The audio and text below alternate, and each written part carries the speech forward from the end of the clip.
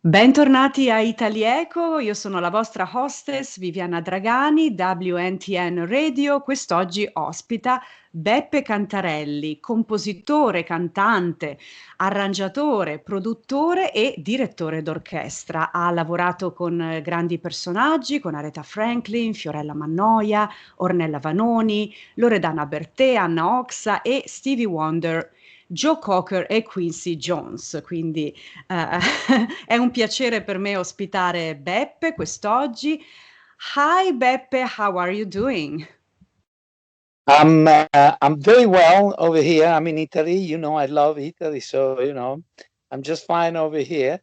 Even though I miss America a little bit, I have to confess. Yeah, I miss Italy. Yeah, Yeah. so cominciamo a ripercorrere la tua carriera partendo dagli esordi che sono per me sempre affascinanti. Come hai mosso i tuoi primi passi nella musica? How did you move your first steps in your music career? Italian first, English afterwards. English is fine. Let's go full-time English. No, I got started with my band, when I was, a teenager. The usual rock band with back then we used to play Beatles, the Rolling Stones, Jimi Hendrix.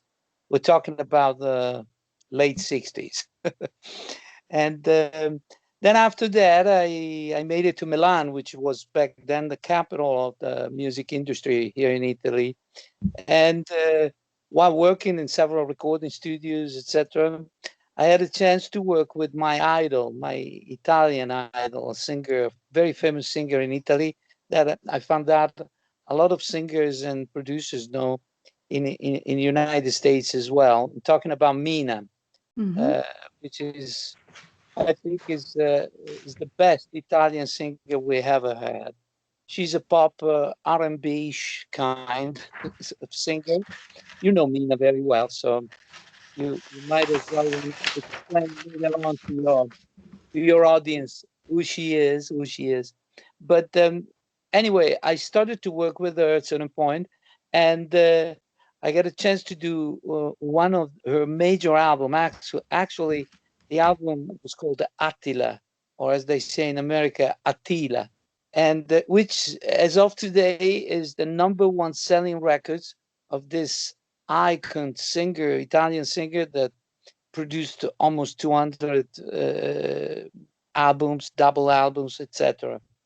And thanks to especially to that album and to the collaboration with an artist, such an artist like Mina, with whom I recorded over 20 songs of mine, arranged, produced, etc. Obviously, after that, the phone was ringing. The phone was off the hook, as we say in Hollywood. And my career basically got started as mostly as a arranger, producer, composer. In the meantime, I signed the contract, a record deal with back then was CBS um, Records and Columbia, and I started my own career as a singer. But I have to admit that up until that point, my main success was as arranger, producer of other artists. With some of my compositions.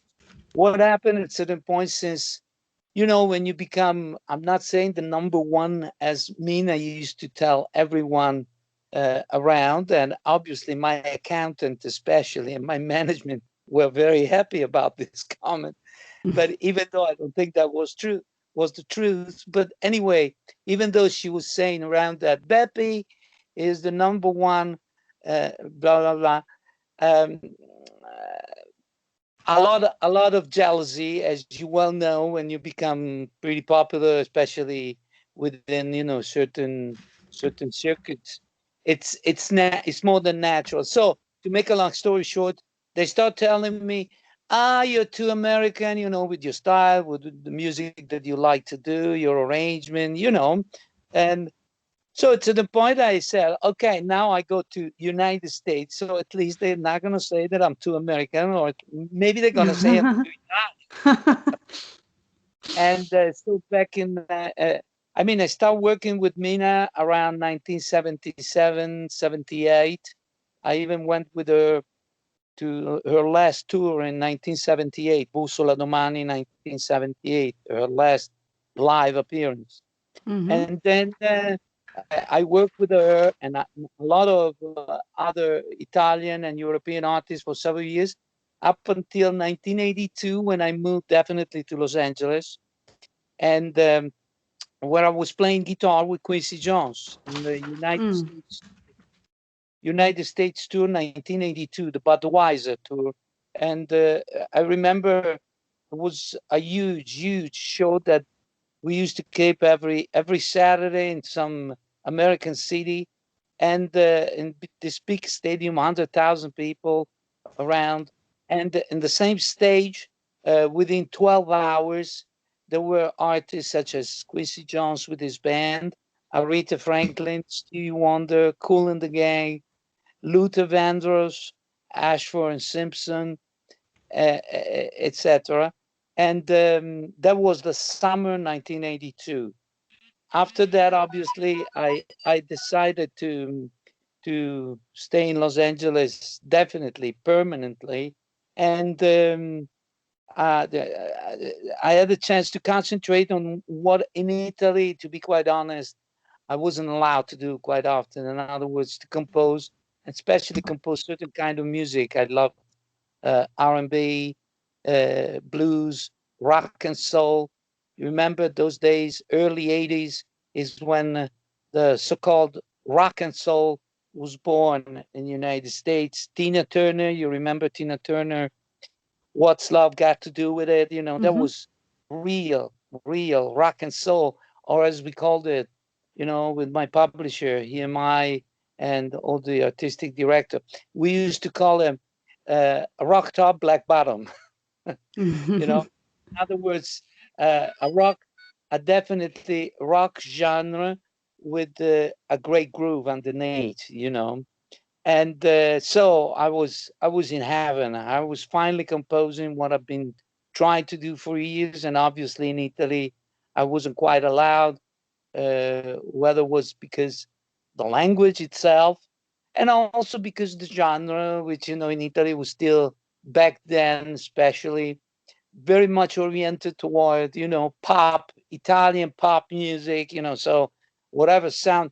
And the hypocrisy of the matter was that they all criticized this, Anglo R&B American music, and then when you go and you listen to those productions those days, they all try to sound that way. So but anyway, that was the main reason why I moved to United States, because because of the music, because I love to do certain kind of music, and I wanted to have a certain kind of experience with that kind of music, and I had a chance, the fortune to work with Quincy Jones, and other artists that I mentioned before, and other artists that I worked afterwards, such as Aretha Franklin, etc., that represented exactly the music that I love. So I was in heaven, as the song goes. Okay, allora faccio un brevissimo riassunto di quello che hai appena detto.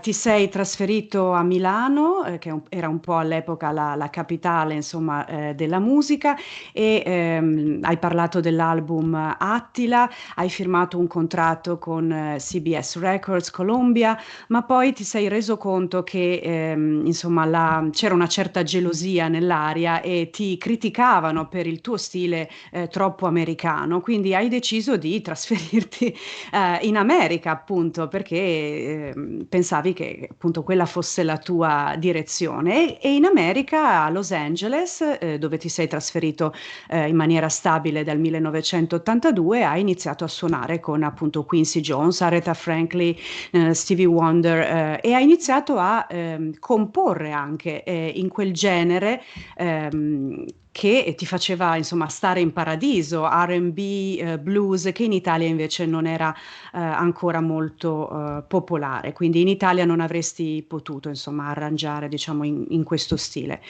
Ok, senti, Forse questa è una domanda che ti fanno in molti, ma è un mito anche per me, quindi so che tu hai conosciuto anche Michael Jackson durante la registrazione di Thriller. Che ricordi hai? I wish to know what are your memories about the pop icon Michael Jackson. You met him during the recording of the album Thriller, right? Yes, and also actually I met him during the United States tour with Quincy Jones, where quite often he came to sing with us the last song with which we closed the show, which was Stuff Like That. Do it, do it. You remember that song? That was Yeah. part of an album by Quincy Jones, where in that album Michael was singing was singing as a vocalist, and sometimes he came to sing with us. He also gave us a very, very nice choreography for that song because it was the last song, and we all walked out boogieing on the steps, by Michael Jackson. And I was a disaster. I remember I those steps, and I remember Michael used to make fun of me, telling me, "Hey, Beppe, listen to me. Don't leave your 9 to 5. Keep it your 9 to 5 because be a musician, whatever, but not try to be a dancer. Okay, do not try to be a dancer." That's funny. So I met So, Michael during that tour, which was summer '82. And in that summer, he was in the studio with Quincy Jones recording the famous album Thriller. So, as you can imagine, every day when I was back in Los Angeles, because we used to go out for the weekend, usually Dallas rather than Houston, Detroit, whatever. But we came back, and during the week we were in Los Angeles, and I used to go at the West Lake Studios where he was recording every bloody day, trying to absorb everything they did, those monsters in the studio, trying to learn. I was there the day that they sang Michael and Paul McCartney, "The Girl Is Mine." And I was there when Quincy obviously was recording the tracks, and especially when he was mixing, because I was very, very interested in find out how this MF were recording and producing their music, which, I loved, as I said before. And I was trying to learn as much as possible, from the real thing. certo. Okay, allora facciamo un breve riassunto per chi non mastica l'inglese. Sì, nell'estate del 1982 Beppe Cantarelli ha conosciuto, Michael Jackson durante il tour, con Quincy Jones e Michael ha cantato, insieme a loro e ha anche, fatto delle coreografie, da ballerino eccezionale qual è, insieme a loro. Però ha ha scherzato con Beppe dicendo che, insomma, è meglio che continui a fare, il suo lavoro di arrangiatore e musicista piuttosto che, ballerino, perché lui appunto era un po' un disastro comunque. Grazie per questo aneddoto.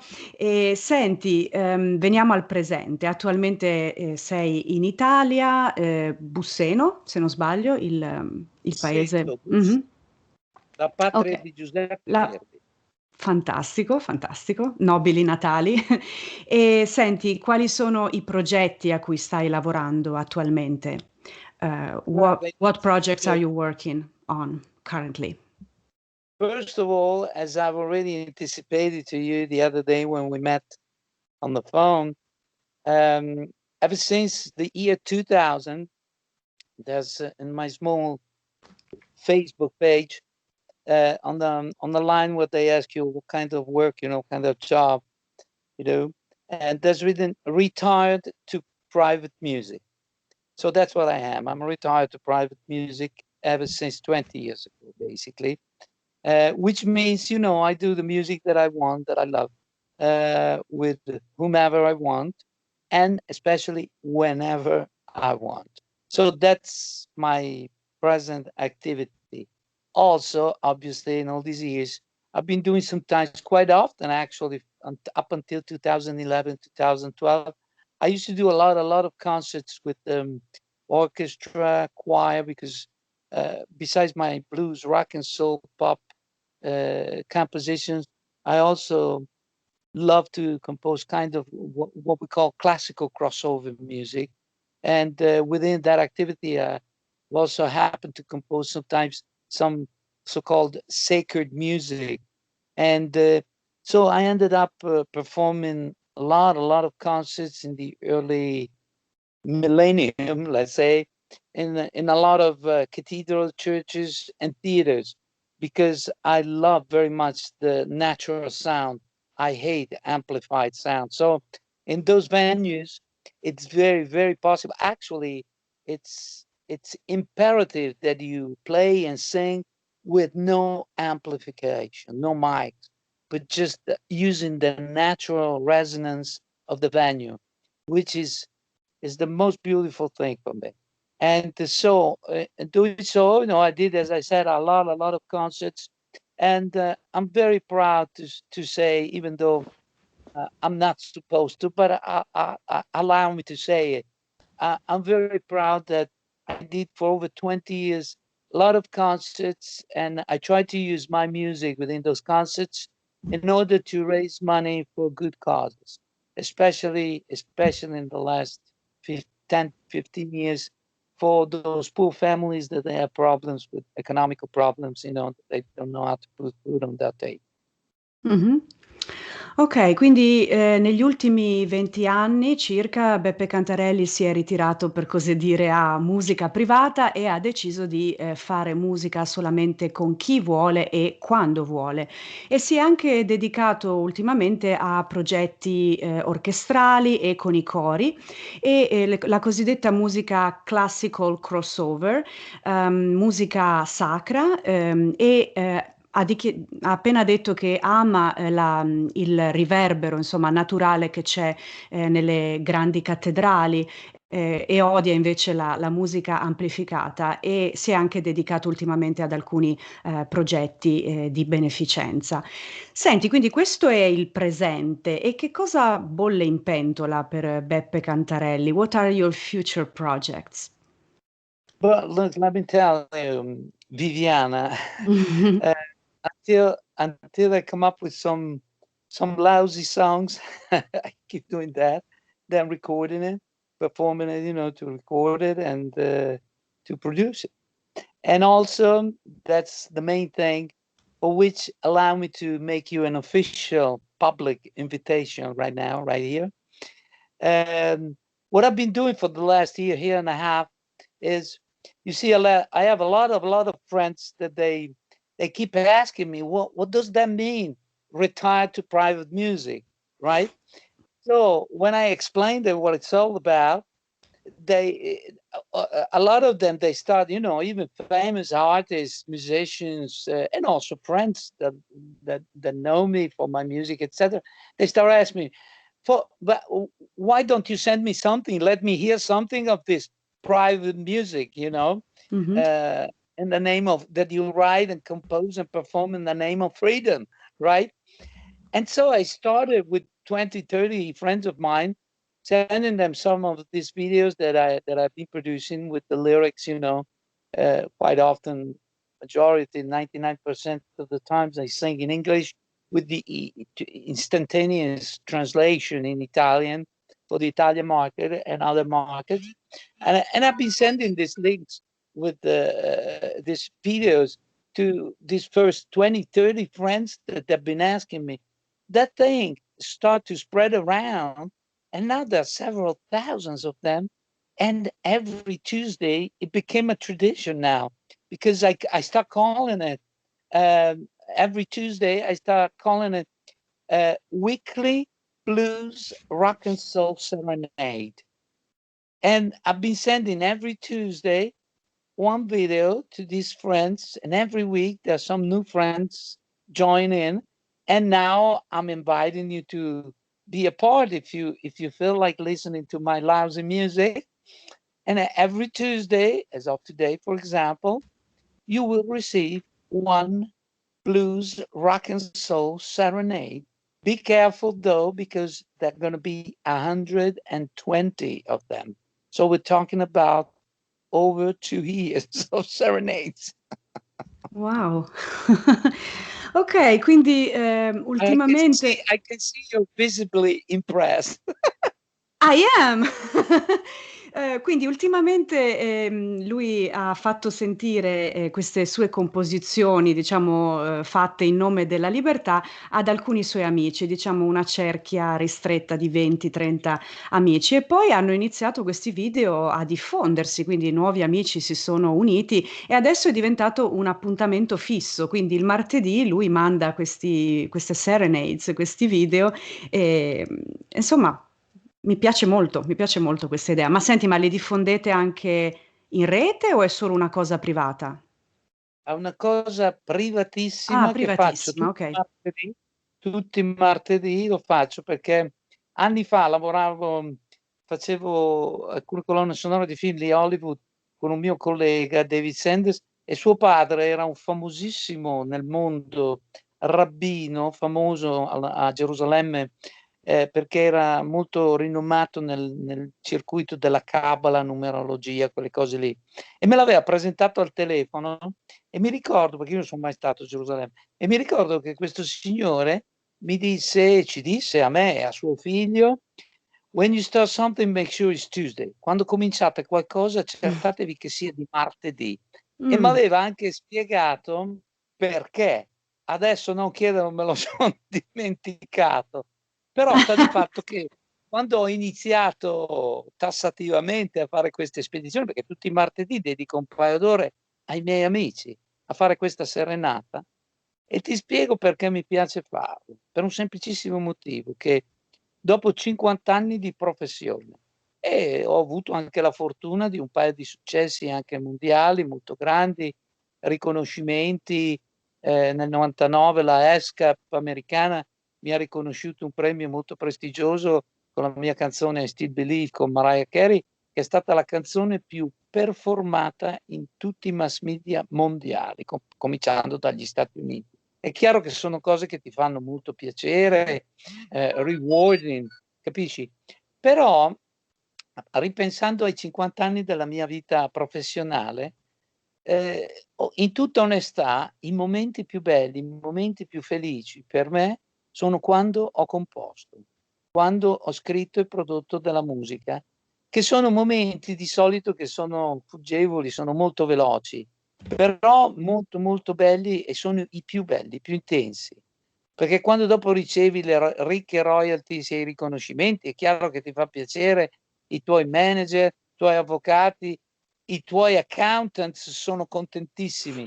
Però se pensi onestamente, fai un esame di coscienza, il momento più bello è quando componi. Allora cosa succede? Che quando facevo i miei concerti, eccetera, e vedevo persone che ascoltavano, sentivano canzoni o composizioni mie, classico crossover che sia, che casomai non era necessariamente la hit famosa in tutto il mondo, ma erano composizioni che conoscevano solo pochi, quindi non le avevano mai sentite nei mass media, eccetera, però vedevo la loro partecipazione, si commuovevano, eccetera, e lì ho scoperto che rivivevo i momenti più belli della mia vita, cioè quelli della composizione. Quindi adesso ogni martedì, quando faccio questa serenata settimanale, blues, rock and soul ai miei amici, compresa te da oggi, io rivivo i momenti della composizione. E io I'm a happy camper, as we say in America. Sono la persona più felice di questo mondo. Right. Quindi niente, he mentioned I Still Believe, a song by Mariah Carey, who was a hit, the most performed song ever in the United States. But the most interesting thing for him is actually the composing process. So that's what he loves and appreciates the most.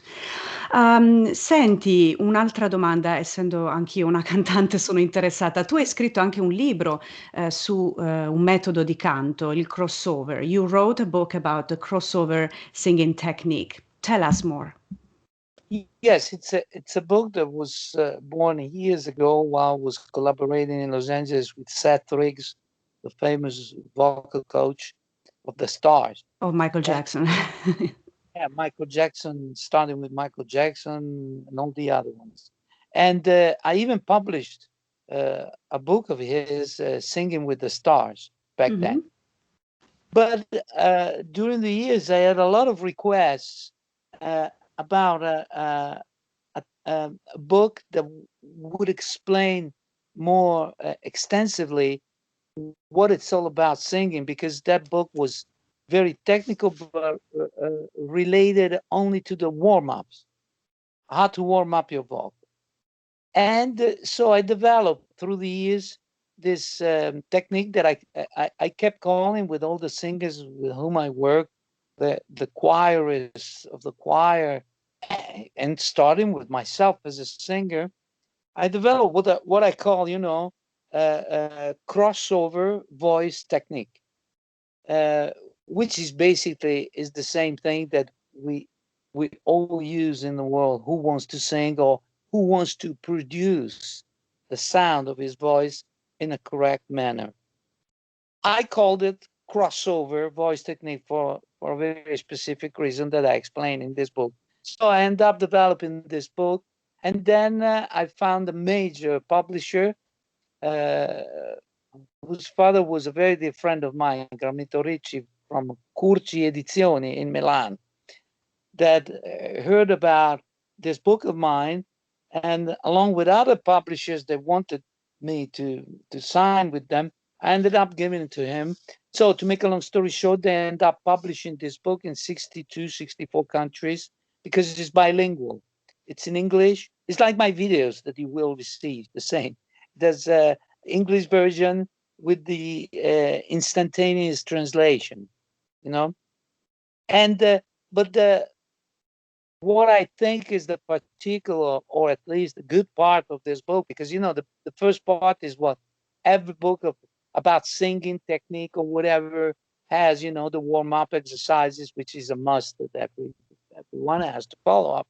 I think the second part of the book is the most interesting one, because I touch several topics that nobody else, as far as I know, have a day to touch, starting with the vocal arrangement, the vocal production, not, I mean, as a voice production for voice sound, but vocal production when you record, or when you prepare with your vocal arrangement, your attitude, your interpretation, everything becomes vocal production, whether it's a live show, a musical, a film where you sing, or, as I said, a record where you record your vocal, and other things like that. Molto interessante. Quindi, questo metodo questo libro, di Beppe Cantarelli si rifà al metodo di Seth Riggs, che era il vocal coach delle stelle, però va oltre questo. Non ci sono solamente esercizi di warm up, ma anche di produzione, vocale, di interpretazione, si parla anche dell'atteggiamento che, un cantante insomma deve avere, e, ci ha raccontato che ha trovato un editore per questo libro, Curci Edizioni, e questo libro è stato pubblicato in 62-63 paesi con versione bilingue, quindi inglese e poi il testo a fronte. Quindi complimenti, molto interessante. Senti, un'ultima domanda. Ieri...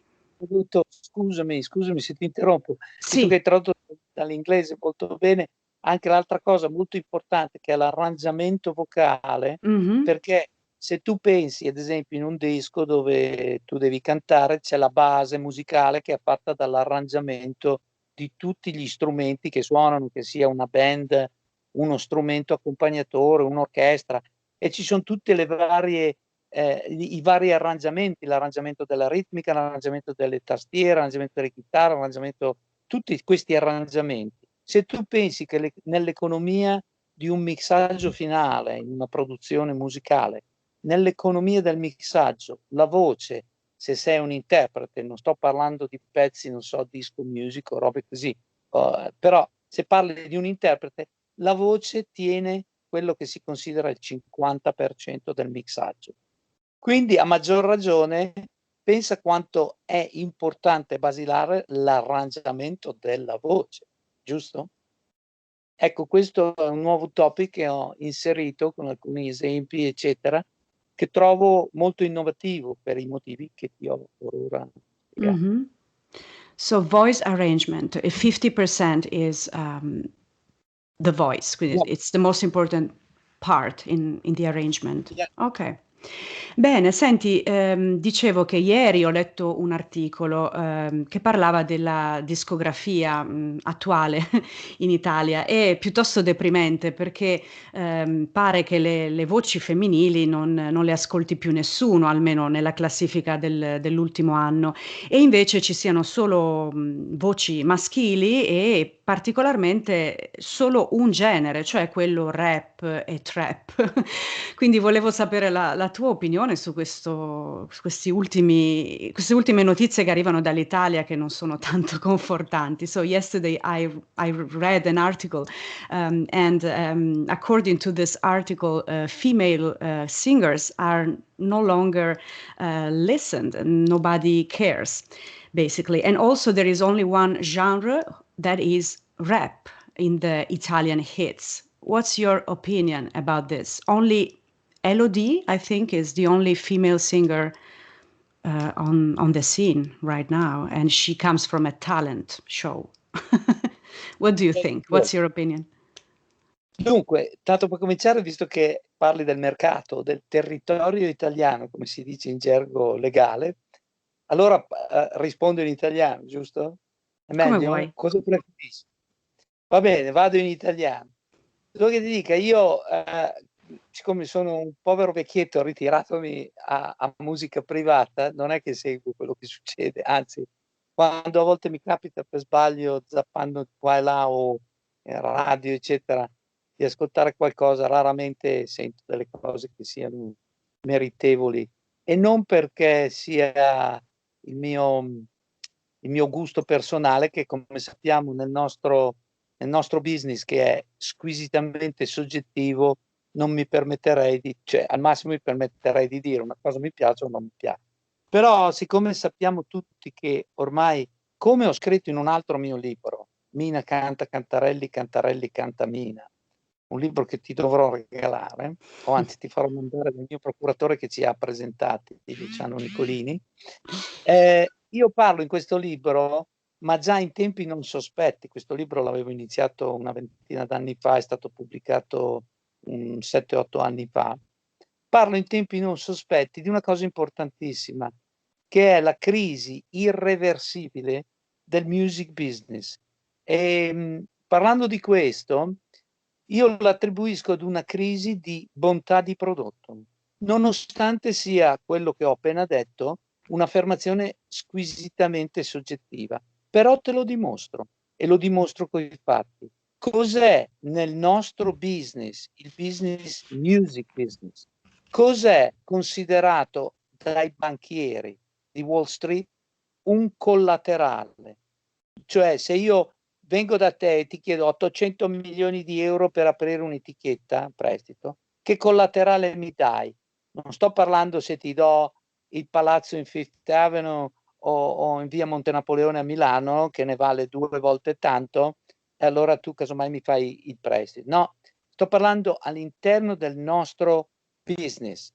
L'unica cosa considerata collaterale, economicamente e finanziariamente parlando, è il catalogo editoriale e catalogo dei master. Se tu consideri che negli ultimi 25 anni, purtroppo stiamo andando vicino ai 30 anni, l'industria musicale non ha più prodotto catalogo, e dopo ti spiego in 2 parole cos'è per i tuoi ascoltatori. Cosa vuol dire? Che l'industria musicale ha prodotto M puntini puntini, non ha più prodotto qualità, perché se avesse prodotto qualità ci sarebbe un catalogo tuttora fiorente. E per dare un esempio del catalogo musicale, l'importanza, fammi fare una breve chiosa. Michael Jackson, quando nell'estate dell'82 lo frequentavo, come tu hai accennato prima nell'intervista, era molto amico con Paul McCartney, ti ricordi? Abbiamo cantato 2 duetti assieme, ho fatto uno nell'album Thriller e un altro come singolo. Dopo hanno litigato perché Paul McCartney stava acquistando il catalogo dei Beatles, che erano anche le sue canzoni con John Lennon, eccetera, per 42 o 43 milioni di dollari. estate dell'82. Michael Jackson con i suoi avvocati l'ha fatto fuori e l'ha acquistato per 47 milioni e lì hanno litigato dopo per questo motivo. 10 anni dopo circa, quando Michael Jackson era caduto in disgrazia perché ormai vendeva pochi dischi, molti meno dischi, aveva speso caterve di soldi, era pieno di debiti o quant'altro, ha rinnovato il contratto con la Sony al suon di 900 milioni di dollari di anticipo. La Sony, come collaterale per quei 900 milioni, ha accettato il catalogo dei Beatles che 10 anni prima aveva acquistato per 47 milioni. Questo chiaramente è l'esempio più plateale al mondo di catalogo, però questo ti dà un'idea cosa un catalogo musicale valga, però deve essere un catalogo di valore. Se quindi, tornando a quello che ti dicevo un minuto fa, negli ultimi 25, quasi 30 anni, ahimè, industria musicale, discografia e editoria musicale non hanno più prodotto catalogo, cosa ti dimostra? Alleluia. Mm-hmm. So basically, he's talking about the crisis of the music business, and in his opinion, it's due to poor quality of music. Ok, grazie mille. È stato davvero un piacere chiacchierare con te e grazie per aver fatto parte del nostro programma Itali-Echo, che appunto è un programma Yes, so, but bilingue. wait a minute. Let me interject for the last time. Then I won't bother you anymore. Yes, it's due to poor quality of music, but it's motivated and explained objectively in Wall Street with facts. It's not just my opinion, because my opinion, doesn't mean nothing. It's proven by the fact that in the last 25, almost 30 years, the music industry didn't develop catalog anymore. And catalog is the only collateral, considered collateral in our business. Bye bye. That's very sad. È molto triste tutto questo. Comunque, grazie ancora una volta per aver partecipato al nostro programma e in bocca al lupo per tutti quanti i tuoi progetti futuri e presenti. Thank you very much. Thank Grazie a you. te. È stata un'intervista molto molto bella perché mi hai ricordato quando il giorno di Natale del 1999 abbiamo cantato col coro Millennium il mio Magnificat in Vaticano in diretta mondiale mentre ti ricordi il Papa apriva le porte sante e mi hanno intervistato a Radio Vaticana, la posso menzionare anche se è una vostra concorrente. E sai che ci sono 3 DJ che ti intervistano, uno in italiano, uno in francese e uno in inglese. Però erano 3 e parlavo in tutte e 3 le lingue con loro. Mi hai un po' ricordato di loro, però l'abbiamo fatto soltanto noi 2. Magnifico, quindi ripeti ancora il nome, Magnificat, è stato Magnificat, performato durante l'apertura sai che delle porte sì, di Papa Giovanni sì. Paolo II. È stato presentato in Mondovisione il giorno di Natale del 1999 con un coro che avevo formato lì a Los Angeles, multietnico e multiconfessionale, 200 ragazzi di diverse religioni e diverse razze, e fra cui c'erano 2 cori gospel famosissimi, cantanti solisti come Saida Garrett, la cantante di Quincy Jones, di Miles Davis e altri cantanti così, il coro Città di Roma, che è il coro che seguiva, ha fatto tutti i concerti di Ennio Morricone, eccetera, tutti parte di questo gruppo. Eravamo il coro ufficiale in Vaticano e abbiamo presentato una mia composizione di Magnificat che mi era stata commissionata per quell'anno. E sai che il Magnificat, precisalo per i tuoi ascoltatori, sono liriche ispirate, parte del Vangelo di San Luca, liriche su cui hanno scritto musica nei secoli tutti i più grandi della musica classica, della storia della musica, tranne Giuseppe Verdi qui a Busseto, e quindi insomma ci voleva uno a Busseto che lo facesse. Scherzi a So, parte, mi era stato chiesto dal Santuario della Madonna del Divino Amore per Papa Wojtyła nel 99 Poi dopo, per varie vicissitudini politico-vaticane che ti lascio immaginare, di cui ti lascio immaginare i vari film, insomma, morale della favola, che l'ho fatto in quell'occasione che era, forse vogliamo, ancora più glamorous, ancora più prestigioso per gli standard hollywoodiani, e però è stata un'esperienza bellissima perché sono riuscito a farla live davanti a tutto il mondo in quella giornata memorabile. Te la ricordi quando il Papa aprì le porte, che poi gli era ceduto un po' il ginocchio, ti ricordi che l'hanno dovuto sollevare davanti alle porte sante. E niente, questa è stata una dei miei momenti che ricorderò sempre nella mia vita, più ancora delle hit songs che hanno venduto milioni di dischi. Wow.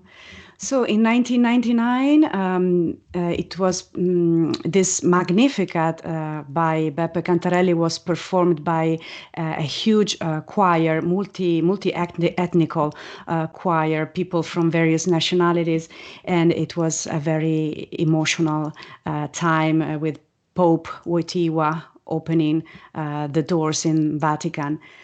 Thank you so much. It's been wonderful. It's been a pleasure. I forgot to tell you the name of the choir, obviously. We called it the Millennium Choir. Millennium Choir. Great. We highly recommend to listen to the Magnificat. Thank you so much. Yes. Grazie ancora e a presto. You'll find it on YouTube. YouTube, yes. Beppe Cantarelli, Magnificat Millennium, or Millennium Choir Magnificat. Thank you so much. Bye bye. Arrivederci. Ciao. Ciao ciao.